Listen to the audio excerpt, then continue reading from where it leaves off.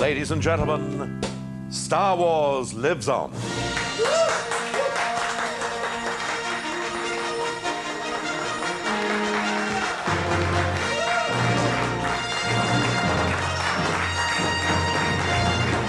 How do you do? I'm very well. Leah, it's so nice to see you. I've brought a few friends. Yeah. Now, you told me about the new men in your life, and this is quite... Oh, hello. Mother's ad-libbing. OK. Not to worry. Now, which one is she? That's... Stormtrooper. Stormtrooper. Boba Fett, and of course, Darth Vader. You might know my good friend Darth Vader. Yes, and in the middle?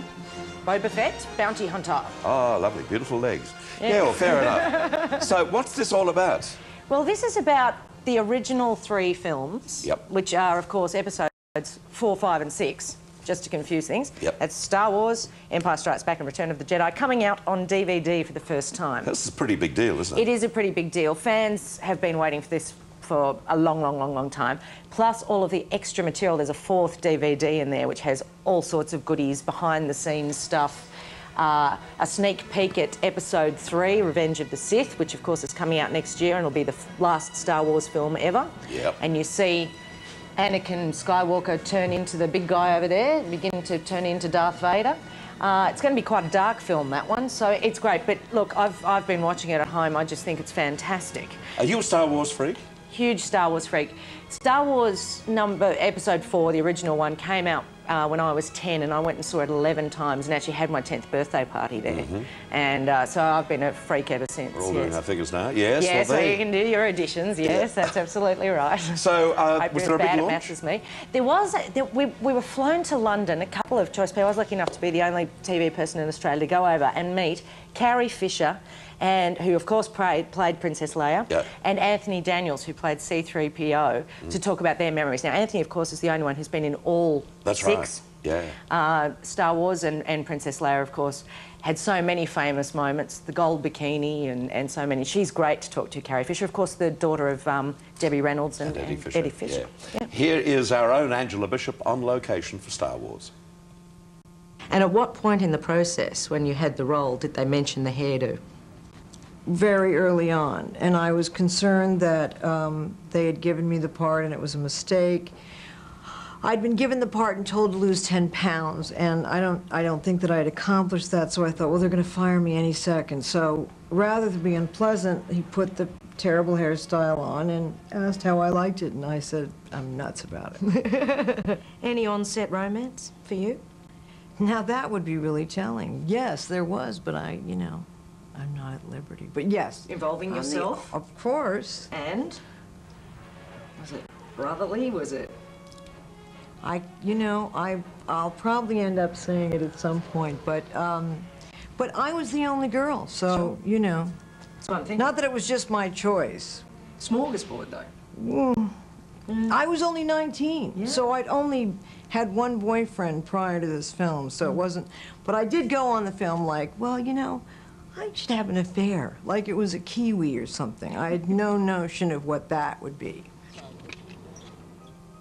What's your fan base? Somebody asked you in the Q&A then the weirdest fan story you had, but are they all different shapes and sizes, all different ages? Absolutely. Some fans are very strange and obsessed, and they would be the same whether it was about football or, I don't know, Lord of the Rings, whatever, or comic books. Some people have obsessive personalities. Others just like to see these movies and see beyond what's actually on the screen and extrapolate it and go off and do other adventures or whatever. Me, I just do the movies, But what is fascinating for me is the range of age groups and lifestyles, if you like, of people who are fans, from really children where the parents bring them and say, this is Anthony, he plays the role, and the child's so uninterested, it's like, and so I say, well, now, close your eyes, because they just don't get it. Yeah. They close their eyes and I go, now, does this remind you of anybody?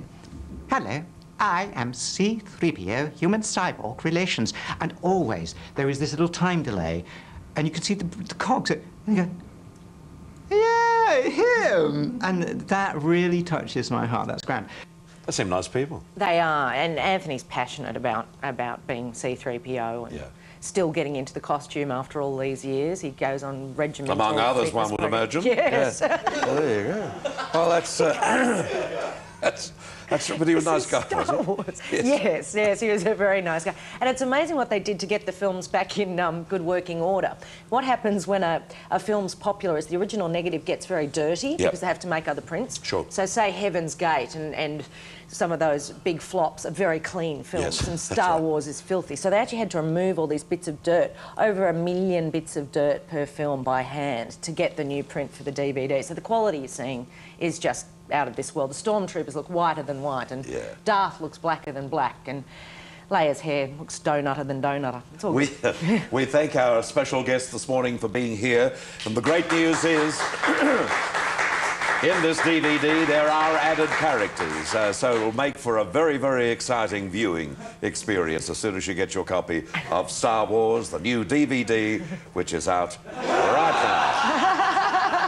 Thank you, Angela. Great to see you again. Great to see you too. Angela Bishop on Star Wars. And let me just show you the DVD. Again, it's available right now, and it's got the whole box and dice, as Angela mentioned.